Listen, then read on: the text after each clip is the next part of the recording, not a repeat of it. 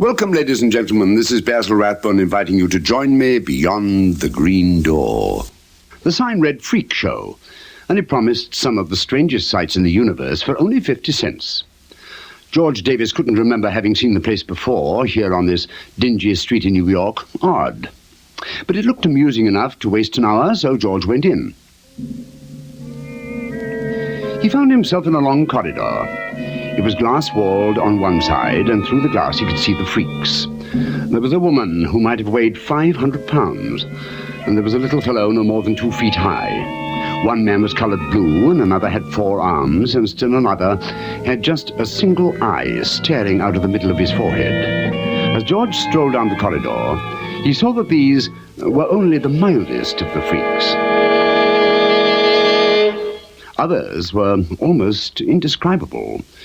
George was glad that he wasn't alone. There were several men and women, all nicely dressed, strolling along the corridor. George asked one of the men, "Where is this show from?"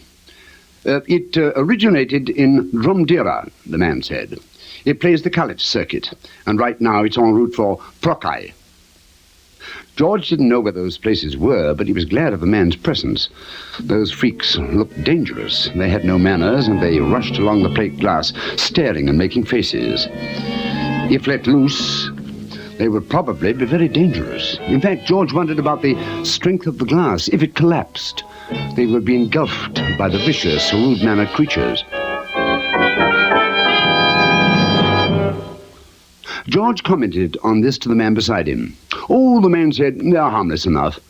It's what happens with all this time jumping. George didn't understand. The man explained that the freak show's circuit travelled in time as well as space, and that it spanned some 1,000 centuries. Because of that, you couldn't tell what you would find.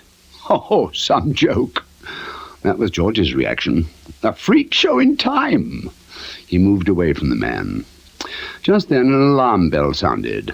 An amplified voice said, "Closing time. All visitors, please leave. Closing time."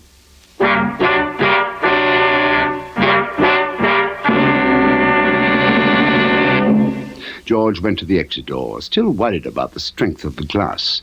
The freaks were milling around. They seemed very restless. He tried to open the door. It was locked. George felt a sudden panic. "Let me out," he shouted. Let me out of here." The door opened, and the owner of the show appeared. "Get back," he shouted, and George shrank away in terror. "Some freaks don't know their place," the owner said. And his second head replied, "They'll learn by the time we reach Prokai." Both heads nodded emphatically, and both heads turned on the owner's shoulders and glared at the other men and women. They'd all sat down on the floor like cowed beasts in a circus. The owner nodded his heads and left. The creatures on the other side of the glass left, and the door closed forever on the poor 20th century freak known as George Davis.